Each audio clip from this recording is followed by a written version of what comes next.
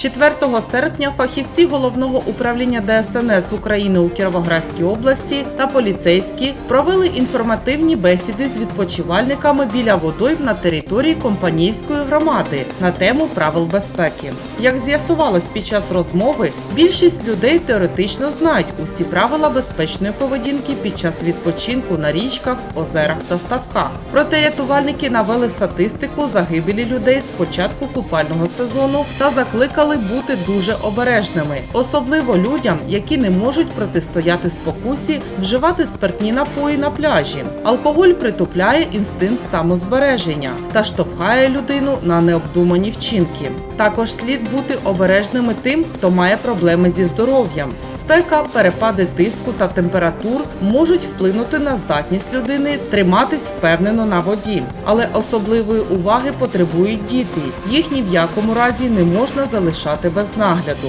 І це стосується не лише малечі. Часто підлітки, хизуючись один перед одним, пірнають у небезпечних місцях, запливають далеко, не знаючи власних можливостей, пустують у воді та з необережності можуть травмуватись та навіть загинути. Тож рятувальники під час розмови наводили ці причини нещасних випадків на воді для прикладу та для наочності роздали застережні листівки тематичного змісту.